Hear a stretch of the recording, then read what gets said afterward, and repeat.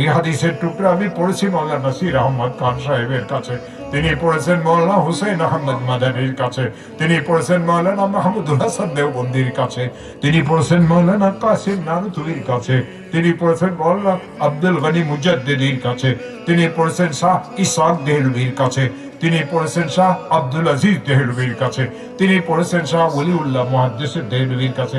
হযরতে শাহ ওলিউল্লাহ কয়েক ওয়াস্তাতে হাদিস খানা পড়েছেন আবু আব্দুল্লাহ ফিরাবরির কাছে, ইমামে আবু আব্দুল্লাহ ফিরাবরি হাদিস খানা পড়েছেন ইমামে বুখারীর কাছে, ইমামে বুখারী হাদিস পড়েছেন ইমামে হুমায়দির কাছে, ইমামে হুমায়দি হাদিস পড়েছেন ইমামে সুফিয়ানের কাছে, ইমামে সুফিয়ান এই হাদিস পড়েছেন ইমামে ইয়াহিয়ার কাছে, ইমামে ইয়াহিয়া এই হাদিস পড়েছেন ইমাম মোহাম্মদ ইবনে ইব্রাহিমের কাছে, ইমামে মোহাম্মদ ইবনে ইব্রাহিম হাদিস পড়েছেন হযরতে আলকামা ইবনে ওয়াক্কাস আল-লাইসির কাছে, হযরতে আলকামা ইবনে ওয়াক্কাস আল-লাইসি হাদিস খানা পড়েছেন হযরত ওমর ইবনুল খাত্তাব রাদিয়াল্লাহু তাআলা আনহুর কাছে।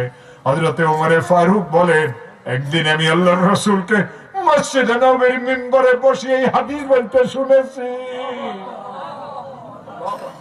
قال رسول الله صلى الله عليه وسلم علمني ربي فأحسن تعليمي وأدبني ربي فأحسن تأديبي।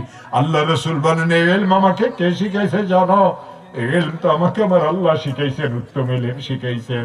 এই আদব আমাকে আমার আল্লাহ শিখাইছেন, উত্তম আদব শিখাইছেন।